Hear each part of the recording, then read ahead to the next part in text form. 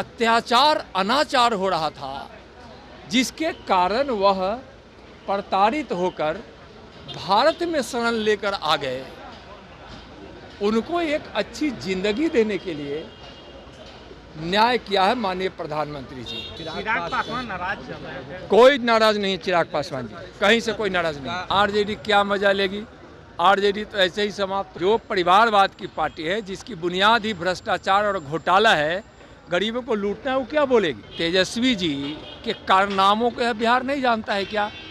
उनके अत्याचार को कौन नहीं जानता है? देखिए, उन लोगों का दिमाग खराब हो गया है। सनातन का विरोध करना बहुत ही किसी भी इंडी गठबंधन के नेता का संस्कार और स्वभाव बन गया है। माननीय प्रधानमंत्री आदरणीय नरेंद्र मोदी जी जो देश के साथ वादा किए थे कि हम सीएए कानून लाएंगे, और उसको उन्होंने पूरा किया है। जो आज सीएए कानून के खिलाफ बोल रहे हैं, उनके अंदर मानवता समाप्त हो गई।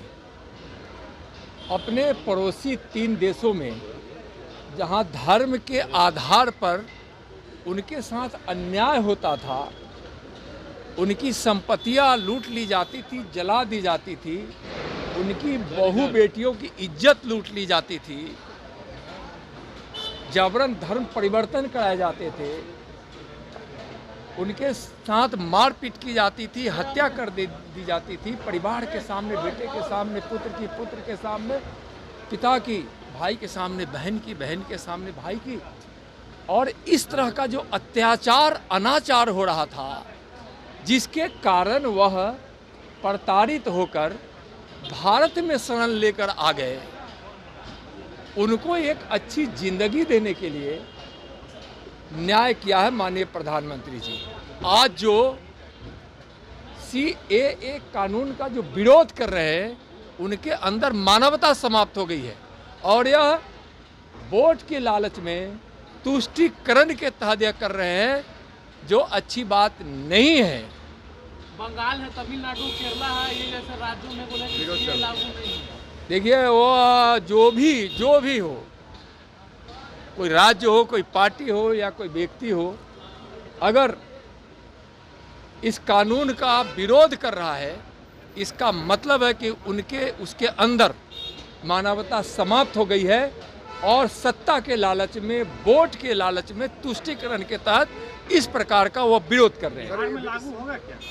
सर, सीट बंटवारे को लेकर क्या कुछ हो रहा है? पूरे देश के लिए यह कानून आया। एनडीए एकजुट है, हम सब मिलकर लड़ेंगे और 40 की 40 सीट बिहार में जीतेंगे। चिराग पासवान नाराज चल रहे हैं। कोई नाराज नहीं है चिराग पासवान जी, कहीं से कोई नाराज नहीं। कहा जा रहा कि चाचा भतीजा में कोई नहीं, चिराग जी में कोई नाराजगी है नहीं है, बिल्कुल नहीं है, बिल्कुल नहीं। जल्द हो जाएगा सीट बंटवारा। हाँ, एकदम जल्द पता चल जाएगा। चिराग पासवान और उनके जो चाचा जी हैं, उनको लेकर आरजेडी बड़ी मजा ले रही है, कह रहे हैं कि उलझन है, उठापटक चल रहा है। आरजेडी क्या मजा लेगी? आरजेडी तो ऐसे ही समाप्त हो चुकी है।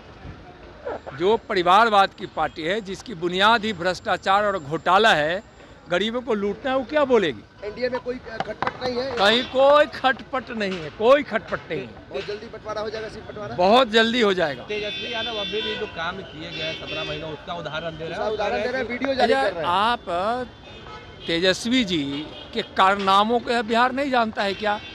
उनके अत्याचार को कौन नहीं जानता है? नफरत की राजनीति करने वाले, सिर्फ अपने परिवार के लिए गरीबों के खून चूसने वाले, उसका हक मारने वाले और हमेशा अपराधियों को संरक्षण देने वाले तेजस्वी जी क्या बोलेंगे? आरजेडी क्या बोलेंगे? वीडियो जारी कर रहे हैं कि 17 महीनों उन्होंने क्या किया, सब कह रहे हैं कि घर घर दिखाएंगे लोगों को। भाई 17 महीने में 17 महीने का क्या जारी करेंगे वो?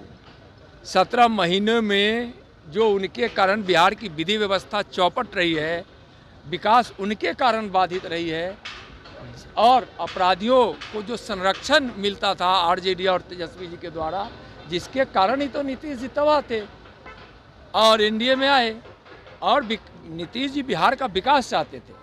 माननीय प्रधानमंत्री जी के नेतृत्व में जो विकास की गंगा देश के गांव गांव, घर घर, जन जन, शहर शहर पहुंच रहा है, उसको बिहार में नीतीश जी को करने नहीं तेजस्वी जी देते थे।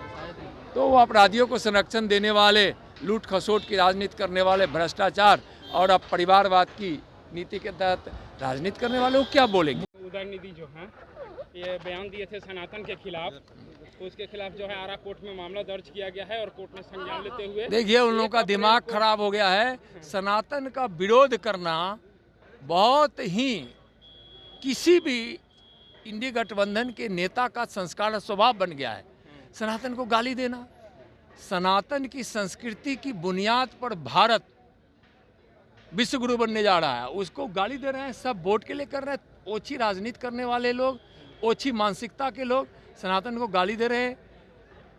1 अप्रैल को उपस्थित होने का आदेश दिया है कोर्ट ने, आरा कोर्ट में। हम मामला कोर्ट में है, न्यायालय का जो फैसला आएगा सही आएगा। और सनातन को गाली देना इस सनातन की भूमि पर उन लोगों को शोभा नहीं देता। लाइव बिहार यूट्यूब पर सब्सक्राइब और फेसबुक पर लाइक जरूर करें।